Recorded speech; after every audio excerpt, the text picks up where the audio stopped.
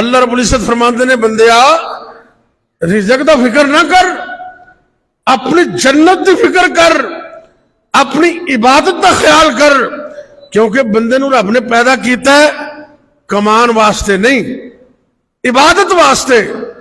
تے کمائی تے اونی کو کرنی ہے جن دے نال عبادت دے بندہ قابل ہو جائے، اونی کو طاقت آ جائے، وگرنہ کوئی زندگی دا مقصد کمانا نہیں ہے، اللہ دی قسم مقصد نہیں، زندگی دا مقصد ہے رب دی عبادت۔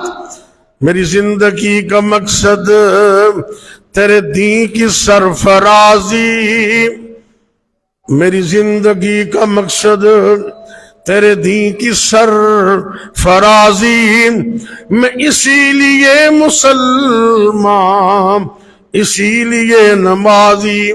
اللہ رب العزت فرما رہے ہیں قرآن پاک دے اندر، غور کرنے اللہ دا قرآن اعلان کر دے، وَمَا خَلَقْتُ الْجِنَّ وَالْإِنسَ إِلَّا لِيَعْبُدُونِ۔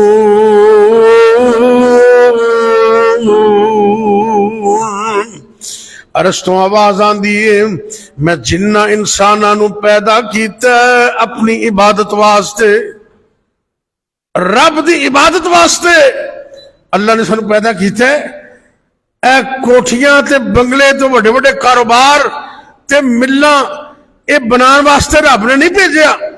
کاروبار کرنا کوئی حرام نہیں، محنت بھی کرو، کاروبار بھی کرو، لیکن اس حد تک کرو کہ دین تو غفلت نہ ہو جائے، کیونکہ اصل کام میں رب دی عبادت کرنا، اور رزق تے رب نے وعدہ کیتا ہے نا۔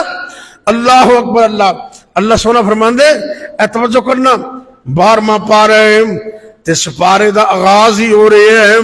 اللہ رب العزت فرما رہے ہیں وَمَا مِن دَابَّةٍ فِي الْأَرْضِ إِلَّا عَلَى اللَّهِ رِزْقُهَا۔